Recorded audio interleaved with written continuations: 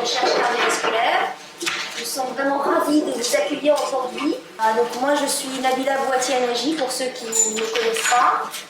Et donc je suis avec Mariette à l'initiative de cette journée qu'on espère vous apportera un maximum d'informations, un maximum d'échanges. Et donc là, notre programme inclut un mot de bienvenue de notre directeur de centre, Jean-Sébastien Sylvestre. Dans le centre de recherche, nous, on s'intéresse donc aux maladies liées au cœur, les maladies liées au vaisseau sanguin, et puis les maladies liées au rein. Voilà, c'est nos 3 grands domaines de recherche. Donc le centre en lui-même, il est composé de 13 équipes de recherche qui sont différentes, qui ont chacune des thématiques différentes. Et ça fait à peu près, en global, on est à peu près 400 personnes qui travaillons dans les locaux. Et nous avons des approches de recherche qui sont en fait ce qu'on appelle dans le continuum de recherche. C'est-à-dire qu'on part de la recherche fondamentale. Donc la recherche fondamentale, c'est quand vous avez des hypothèses de recherche et que vous essayez de les tester, vous prenez des modèles, soit des cellules, soit des modèles expérimentaux. Donc vous essayez de voir si effectivement ça peut être vrai. Ensuite, on a des approches de recherche, ce qu'on appelle nous translationnelles, c'est-à-dire qu'on essaye de voir si ce qui a été démontré dans ces modèles expérimentaux peut être vrai chez les patients, dans une cohorte de patients. Et enfin, nous avons des approches de recherche qui sont cliniques, c'est-à-dire qu'une fois qu'on a validé ça dans les modèles expérimentaux, que c'est validé dans les cohortes de patients, eh bien on essaye d'avoir des approches thérapeutiques chez les patients ou chez l'homme avec un grand H. L'écusson que j'ai mis sur la page LinkedIn, parce qu'à mon avis, c'est vraiment quelque chose de fondamental. On ne peut pas sans la recherche, et pour nous, les patientes, c'est très difficile de comprendre cette recherche, et c'est pour ça que je suis tellement contente d'être ici aussi, parce que la recherche fondamentale, vraiment, c'est quelque chose qui nous dépasse, mais qui, pour des maladies complexes comme la SCAD ou la DFM, sont vraiment très très importants. Cœur vaillant, force douce.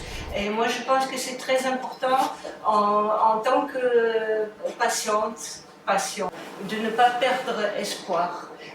Des fois, au début, quand on est au début, on a vraiment le sentiment que le futur, tout d'un coup, on a une barre au-dessus de soi et on se dit mais c'est quoi mon futur? Mais il faut vraiment garder espoir parce que on peut aller mieux, mais c'est avec la force douce. En fait, je reviens à la petite chouette, en fait, c'est Athéna. Athéna, c'est la déesse du combat et la déesse de la sagesse. Et c'est 2 choses que je pense qui sont importantes pour la SCAD, justement. Donc au début, vraiment, je pense que pour beaucoup de femmes c'est reconnaissable et probablement aussi pour les hommes qui ont une DFM ou une SCAD, on a envie d'avoir un médecin qui nous comprenne et tout. Et le problème c'est qu'on voit son médecin souvent très très rapidement. 10 minutes et comment on fait parce que c'est tellement complexe. Donc heureusement maintenant il y a quand même ces groupes Facebook, il y a le site et c'est pour ça aussi qu'on a monté cette association. Alors je dois dire qu'en tant que présidente je me disais mais en fait, ces personnes qui sont au CA, en fait, je ne les connais pas et on l'a fait quand même. Notre secrétaire,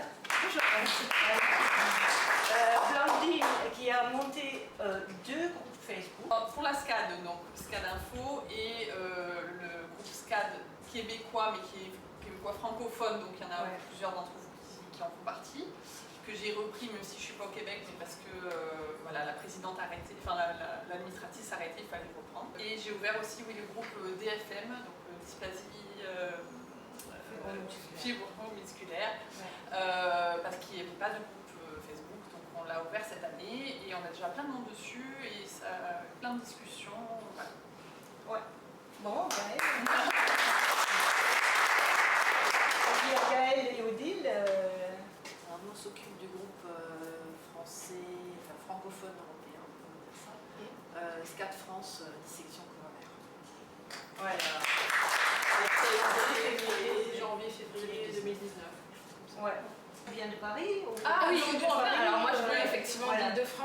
viens un petit peu. Ouais, moi je suis des Vaucluse, moi, partout. donc, très bien. Ouais. Mais moi, je viens de Rennes. Ouais. Et Hein? c'est Lorraine. De Rennes. De Rennes, voilà. De Paris. Ouais. Mais en fait, on s'est vraiment rencontrés Physiquement pour la première fois. qu'aujourd'hui. Voilà. Donc, j'ai fait une visite au professeur Moutreff et au docteur Combaré, qui sont dans le comité médical et scientifique. Il me semblait que c'était important que je les vois aussi en personne, donc voilà. Donc j'en ai profité quand je suis allée skier. Bon, voilà. Ensuite, donc, voilà, on y est au parc et quand j'en ai parlé de la journée des patients à Nabila, eh ben, c'était en fait aussi la première fois qu'on s'était rencontrés et elle était tout de suite enthousiaste, donc c'était génial, donc voilà, super.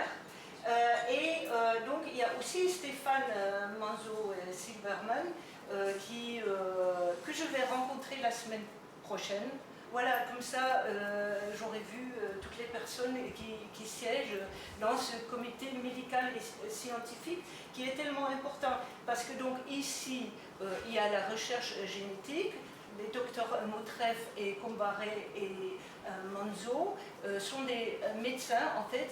Ils sont médecins praticiens et en même temps, ils font de la recherche. Stéphane Manzo a fait l'étude WAMIT, je ne vais pas m'étendre là-dessus. Les professeurs Moutreff et Dr Combaré, c'est l'étude DISCO, c'est le registre DISCO qui a été très important aussi pour la prise de conscience des cardiologues sur cette maladie et de savoir comment gérer une SCAD. Donc c'est peut-être pour ça qu'on a été sauvés aussi. Donc, voilà, merci à ces docteurs. J'ai fait une visite cet été à Leiden, aux Pays-Bas, et j'ai vu le docteur Ibtihal Al-Amri, et j'ai trouvé ça très intéressant parce qu'elle m'a parlé du trajet intégral pour récupérer de la SCAD. Et donc, en fait, c'est les médecins qui se mettent autour de la patiente et qui essayent, ou du patient, et qui essayent vraiment de voir, de donner en fait une approche personnelle, parce que il y avait quelqu'un dans notre groupe qui disait mais chacune a notre SCAD et on est très très différentes. Et bien justement là il y a une approche personnalisée où il y a aussi justement le côté psychologique qui est pris en compte aussi, la réadaptation cardiaque. Si vous ne l'avez pas fait, je vous conseille vraiment de le faire, c'est très important. Et n'oubliez pas que le cœur, c'est un muscle, et un muscle, il faut en général, il faut quand même mettre de l'oxygène là-dedans, et ça ne veut pas dire qu'il faut faire des efforts énormes, mais au moins marcher une demi-heure par jour. Et si vous n'y arrivez pas, vous le faites 3 fois 10 minutes à la journée, mais vous trouvez un moyen au moins de bouger. Donc voilà.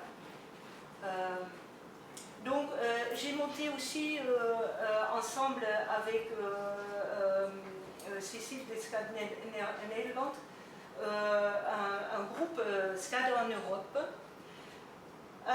Donc on a fait des rencontres par Zoom au mois de mars et juin, et il y aura une rencontre au mois de novembre.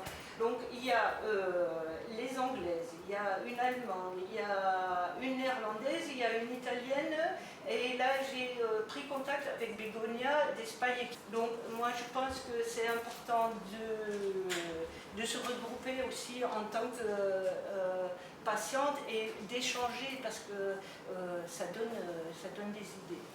Voilà. Après, en fait, j'ai pris contact avec Myriam Gage, qui est de la fac de psychologie de la santé, parce que, à mon avis, il est important qu'il y ait cette prise en charge psychologique. Et donc, elle a mis une étudiante au travail que je vais rencontrer aussi, parce que c'est à Toulouse, donc moi je suis de Toulouse. et qui va faire une recherche pendant 2 ans. Voilà. Alors là, il y a les groupes Facebook, donc vous voyez le nombre de membres. C'est pas mal, mais ça peut aller beaucoup mieux. Donc, en Hollande, par exemple, il y a 1300 membres sur un groupe Facebook SCAD. Donc, bon, il y a 18 millions de personnes, donc bon, on est 60 millions, donc voilà, fois 3, donc ça fait 4000, voilà. Au moins, on peut pousser jusqu'à 4000, hein, faut y aller. Si vous connaissez des gens qui ont fait une SCAD, mais évidemment on ne connaît pas, donc voilà. Donc, enfin, je voulais vous dire que, alors ça c'est vraiment génial, c'est Charlène en fait, c'est une des patientes, elle a parlé aux personnes qui organisent ça, et il y a donc 1 euro qui va aller à SCAD Info.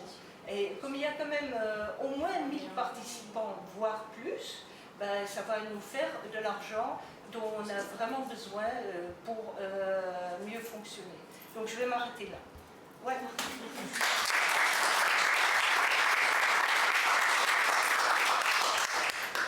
Merci Mariette, je reconnais l'enthousiasme.